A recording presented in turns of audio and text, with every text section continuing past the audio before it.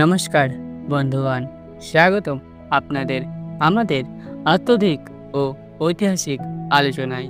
আজকের আলোচনার বিষয় ভাদ্র উৎসব অর্থাৎ ব্রাহ্ম সমাজ প্রতিষ্ঠা দিবস।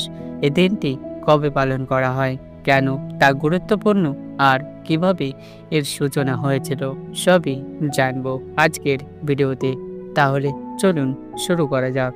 প্রতি বছর ভাদ্র মাসে এক বিশেষ দিন পালিত হয় যাকে বলা হয় ভাদ্র উৎসব।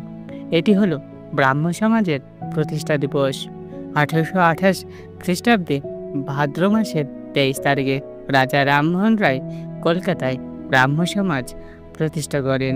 ব্রাহ্ম সমাজ ছিল এক নতুন ধারার ধর্মীয় ও সামাজিক সংস্কার আন্দোলন, যেখানে প্রতিমা পূজার পরিবর্তে এক ঈশ্বরবাদ, মানব সেবা, শিক্ষা ও সত্য ধর্ম প্রচারের উপর জোর দেওয়া হয়েছিল। এদিক থেকে স্মরণ করেই প্রতি বছর ভাদ্র উৎসব পালিত হয়। 19 শতকে বাংলায় সমাজে অনেক কুসংস্কার, অন্ধবিশ্বাস আর অজ্ঞতা ছড়িয়েছিল। রাজা রামমোহন রায় সেই সময় এগিয়ে আসেন এবং মানুষকে এক নতুন আলোর পথ দেখান। তিনি বলেছিলেন, ঈশ্বর এক, তিনি নিরাকার এবং মানব সেবাই প্রকৃত ধর্ম। এই ভাবনা থেকেই জন্ম হয় ব্রাহ্ম সমাজের। এটি শুধু একটি ধর্মীয় প্রতিষ্ঠান নয়, বরং এক সামাজিক সংস্কারের আন্দোলন। সেজন্য ভাদ্র মাসের এই দিনটি বাঙালি সমাজের ইতিহাসে এক বিশেষ দিন। ভাদ্র উৎসব আজও শুধু একটি ধর্মীয় অনুষ্ঠান নয়, এটি এক সামাজিক জাগরণের প্রতীক।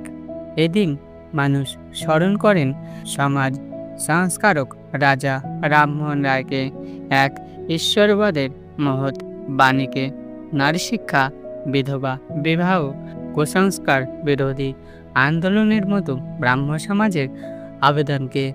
ভাদ্র উৎসব আমাদের মনে করিয়ে দেয়, ধর্ম মানে শুধু আচার নয়, বরং মানুষের মঙ্গল ও সমাজ সেবা।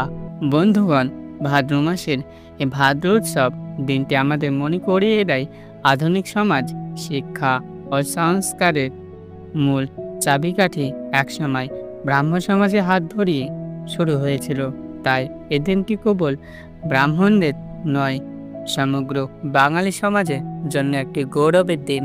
যদি ভিডিওটি ভালো লেগে থাকে তাহলে অবশ্যই লাইক, শেয়ার করুন। আর আরও ইতিহাস ও আত্মদেবতার ভিডিওর জন্য আমাদের চ্যানেলটি সাবস্ক্রাইব করতে ভুলবেন না। এবং এই ভিডিওটি শেষ পর্যন্ত দেখার জন্য আপনাদের সবাইকে ধন্যবাদ।